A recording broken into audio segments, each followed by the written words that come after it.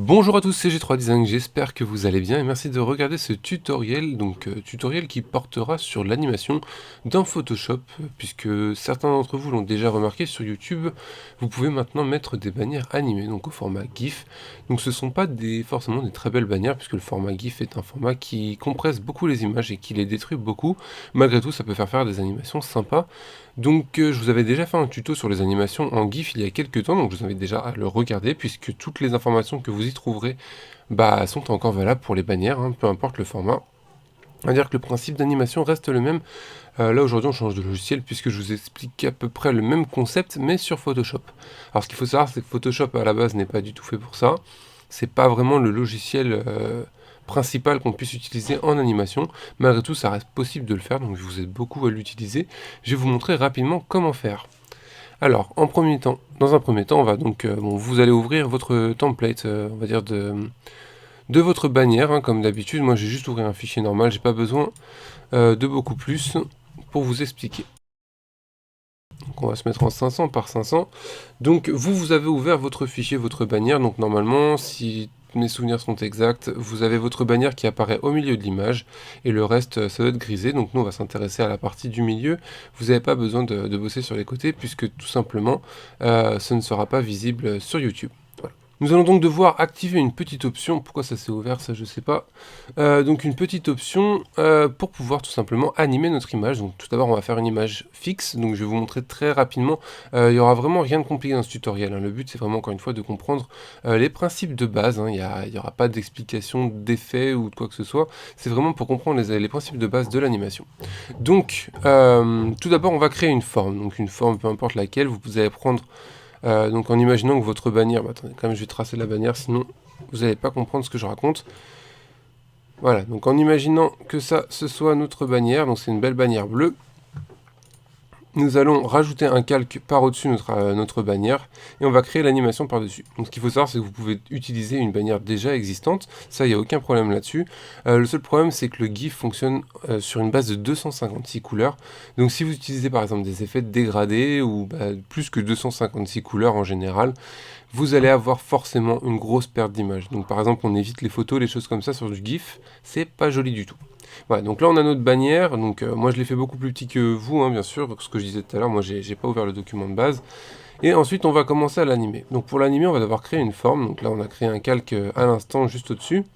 Ce calque, on va le remplir avec une forme, donc on va essayer de rester dans le même thème de ce que je vous montre d'habitude dans mes autres tutos. Donc vous allez juste tracer une petite forme comme ça, hop là. Donc rien de bien méchant, hein. C'est juste à peu près la même forme que d'habitude. Dans tous mes tutos, je crois que j'utilise cette forme. C'est juste histoire de garder une unité. Donc ensuite, vous allez changer de couleur. Voilà. Donc là, on a fait une petite forme. Donc cette forme, en fait, tout simplement, on va la faire apparaître sur notre bannière. Donc pour ce faire, vous avez vu déjà d'une part qu'elle n'est pas sur le calque de l'arrière-plan, hein, c'est très important parce que sinon on ne pourra pas la bouger. Donc là pour le moment on va pouvoir faire une animation, donc par exemple ce genre d'animation ou une animation où ça bouge un petit peu comme ça. Donc là avec ma souris il n'y a rien de très compliqué. Pour que ça le fasse sur YouTube, il va falloir faire une petite technique. Donc vous allez cliquer ici sur fenêtre et vous allez voir apparaître en fait différentes fenêtres qui ne sont pas affichées d'origine dans Photoshop. Vous allez choisir la fenêtre de montage. La fenêtre de montage va vous permettre quoi? Tout simplement de créer une séquence de plusieurs images qui vont vous permettre de créer une animation. Voilà, donc on va replacer notre calque, donc par exemple, je sais pas, ici, comme ça. Vous le placez bien sur le rebord. Ensuite, on va pouvoir même le dupliquer. Qu'est-ce que je voulais faire? Vous faites CTRL-J sur le calque, comme ça vous allez en faire un deuxième. En faisant édition, transformation, vous pouvez faire une modification par exemple à 180 degrés. Comme ça, vous récupérez le même calque en bas. Voilà. Donc ça, on va partir du principe que c'est notre première image. Donc notre première image, comment ça s'appelle, pourrait aussi être notre dernière. Donc ça, il faut bien réfléchir au sens de l'animation, dans le sens où que voulez-vous que les gens puissent voir en premier quand ils regardent votre image. Donc est-ce qu'ils veulent voir la fin de l'animation ou le début de l'animation? Donc ça c'est con, mais voilà, faut y penser. Donc pour le moment, ça ce serait plutôt notre dernière image. Donc on va rajouter juste un troisième calque. Vous allez voir après pourquoi. Donc ça, on va dire, en partant du principe que ça, ce sera notre logo. Donc bon, c'est pas vraiment un logo, mais bon. Voilà. Hop, on referme la forme. Voilà. On part du principe que ça c'est votre logo, donc bien sûr vous mettrez votre propre logo par-dessus, il n'y a pas de problème là-dessus. Voilà. Donc ensuite on va placer nos calques pour commencer notre animation. Donc vous allez placer un premier calque ici, hop, vous allez placer votre deuxième calque ici, voilà, comme ceci. Et ensuite, il y a une option ici que je ne suis pas sûr de pouvoir utiliser, on verra par la suite, c'est une option de duplication qui peut être sympa. Donc là déjà on va créer un deuxième calque, donc en créant ici sur la petite page, vous allez voir que ça va créer un deuxième calque identique au premier.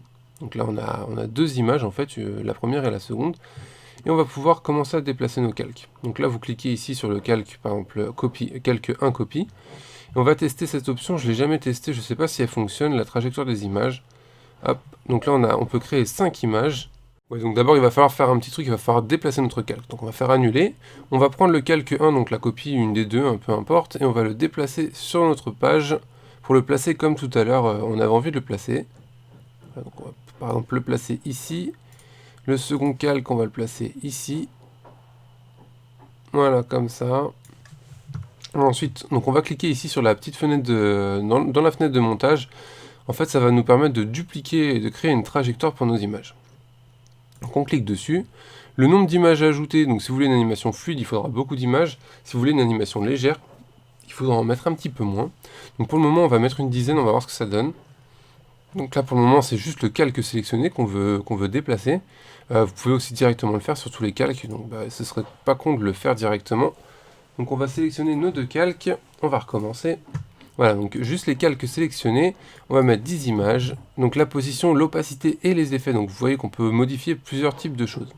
On fait OK, ça va nous créer 10 images. Donc là on avait les deux de base, plus les 10 images. Donc en gros, entre nos deux images qu'on avait créées au départ, vous voyez que ça a rajouté toutes les images. Le problème à ça, c'est que j'ai fait une petite erreur, c'est que j'ai pas sélectionné tous mes calques, et vous voyez que le fond a disparu. Donc ça c'est pas une bonne chose. On va annuler cette opération, si on peut, je sais pas si on peut.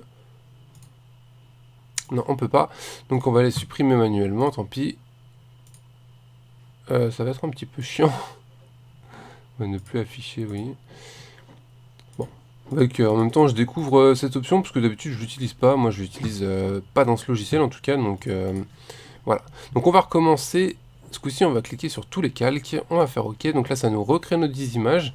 Donc, vous voyez par contre que là, le temps de toutes nos images est sur 0 secondes. Alors ça veut dire que chaque image va apparaître pendant 0 secondes à l'écran pendant votre animation. Donc il va falloir modifier ça si vous voulez que les images apparaissent. Donc vous pouvez changer ici 0,1 seconde et ainsi de suite. Peu importe le délai que vous mettez, de toute façon ça créera une animation. Donc par exemple là, hop là, vous voyez mon animation à chaque fois que je change d'image qui commence à progresser.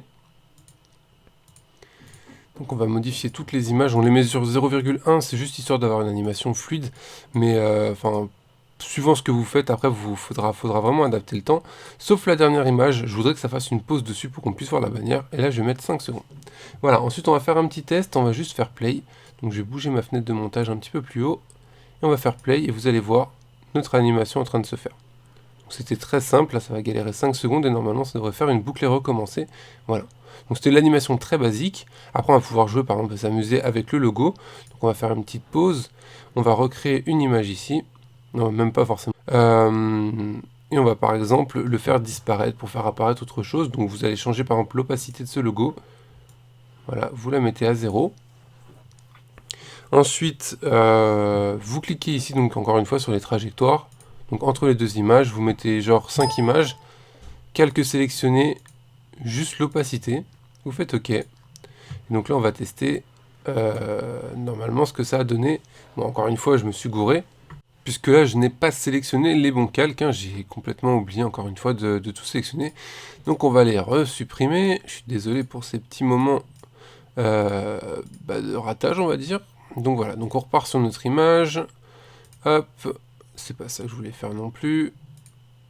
On va faire une trajectoire, donc tous les calques, juste l'opacité, et on fait OK.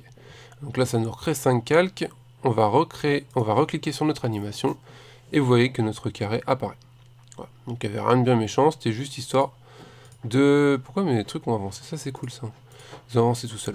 Donc c'était juste histoire de faire disparaître le logo, ou de le faire apparaître. Hein. Ça, ce sera un petit peu l'animation que vous aurez envie de faire. Voilà. Donc ce tuto est plutôt simple, hein, parce que je vous ai pas montré comment faire grand chose, malgré tout ça reste une animation très simple. Après vous pouvez vous amuser à faire clignoter les choses, hein. Par exemple, je sais pas, vous prenez une image sur deux et vous virez par exemple le logo central, il vous suffit de le masquer une image sur deux et ça vous fera clignoter votre logo. Donc après voilà, vous pouvez faire play comme ça, hop là le logo clignote. Vous pouvez vous amuser bien sûr à rajouter des choses un petit peu plus complexes que trois pauvres formes qui bougent sur une image. À savoir quand même ce que je vous disais tout à l'heure, c'est qu'un GIF fonctionne en 256 couleurs et que 256 couleurs c'est très peu. Donc évitez de faire trop d'effets parce que sinon ça se verra et ça va pas faire beau. Voilà, il me reste une dernière chose à vous expliquer quand même, parce qu'il va falloir pouvoir utiliser votre GIF. Et donc pour ce faire, il va falloir l'enregistrer. Donc je vais vous montrer très simplement, hein. Pour enregistrer, tout d'abord, vous pouvez cliquer sur enregistrer, l'enregistrer au format normal de Photoshop, histoire de pouvoir conserver, on va dire, un fichier éditable de votre GIF. Et ensuite, il va falloir aller ici dans enregistrer pour le web. Vous allez voir qu'il y a une nouvelle fenêtre qui s'ouvre, donc c'est la fenêtre d'enregistrement. Donc c'est une fenêtre qui permet d'enregistrer avec différents paramètres. Donc là par exemple vous voyez qu'on est en PNG. Vous allez pouvoir modifier ça, donc ici choisir bien sûr le GIF pour pouvoir avoir une image animée. Vous pouvez cliquer ici sur Play pour vérifier votre animation. Donc là c'est les 5 secondes de la fin. Voilà, donc l'animation est repartie. Donc une fois que tout vous convient, vous pouvez modifier ici pas mal de petits paramètres pour essayer de changer la qualité.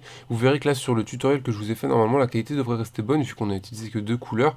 Donc il y a très peu de risques que ce soit altéré, mais malgré tout ça peut quand même. Donc vérifiez bien, ici vous pouvez modifier, même descendre jusqu'à 2 couleurs. Donc enfin voilà, suivant ce que vous voulez faire, vous n'êtes pas obligé de mettre toutes les couleurs, ça allégera forcément le poids de votre image. Donc regardez par exemple ici le poids que l'image fait, à savoir que YouTube va vous limiter en termes de poids sur vos images. Donc si vous voulez mettre une bannière animée, il faudra qu'elle soit pas trop lourde. Voilà.